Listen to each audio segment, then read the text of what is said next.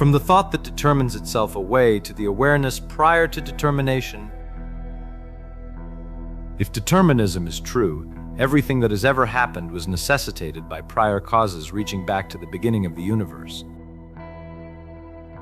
Your thoughts right now, the neurons firing, the specific sequence of words you are following, the comprehension or incomprehension as each sentence arrives, the memory of what you had for breakfast, the emotional tone of this afternoon, the decision you will make at the end of the day, all of it causally determined by the physical state of the universe at the moment of the Big Bang, playing out with the relentlessness of physics. There is no other way this could be going. There has never been a fork in the road. The fork felt real. The deliberation felt real. The choosing felt like choosing. The physics was running a predetermined sequence that includes the feeling of choosing. This is hard determinism, not merely that human behavior is influenced by prior causes, obviously true, but that every thought, every feeling, every act of apparent will is the output of a causal chain that admits no deviation, including the thought, I could have done otherwise, including the thought, I am free. The deterministically produced thought, determinism is true, arrives in a deterministically produced brain as the output of prior causes. The person who believes they have reasoned their way to determinism, their reasoning was itself determined. The conclusion was produced by physical causes, not discovered through logical inference. If determinism is true, the belief in determinism is not justified, it is merely caused. Not merely the belief in determinism is one more event in the causal chain, no more epistemically privileged than the belief in free will. Both are determined. Neither has a special claim to truth. The determinist who believes they have seen through the illusion of free will has, on their own account, not seen anything. They have been caused to output the belief that they have seen. The seeing and the being caused to output are identical on the determinist account. The determined conclusion cannot also be a discovered truth. Compatibilism, determinism, and free will are compatible. Free will is not the ability to violate causation. It is the ability to act from your own desires and reasons without external compulsion. Determined desires are still your desires. Determined reasoning is still your reasoning. Freedom is a property of the causal chain's internal structure, not of its absence. Compatibilism is the most widely held position among professional philosophers. It is also a redefinition of free will that the libertarian free will intuition was designed to avoid. Whether this is a resolution or a renaming depends on what you are worried about. Quantum indeterminacy. Quantum events are genuinely undetermined. The universe is not a deterministic clockwork.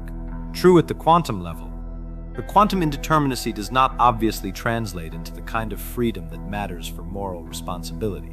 A random neural fluctuation is not a free choice. Hard incompatibilism, free will in any robust sense, does not exist, determinism or indeterminism. We should revise our practices of praise, blame, and punishment accordingly. Honest removes the self-refutation problem by accepting the consequence. 3 exits, 3 sealed doors. In one frame, the causal chain, the prior causes producing this thought, that neuron, this word, that understanding, the specific deterministic sequence running from the Big Bang to this moment. Real, possibly complete. In the other frame, the awareness that is watching the determined sequence run. Not the thoughts, they are determined. Not the reasoning, it is caused, the awareness that is prior to the thoughts and the reasoning, that receives them, that knows the determined sequence is running.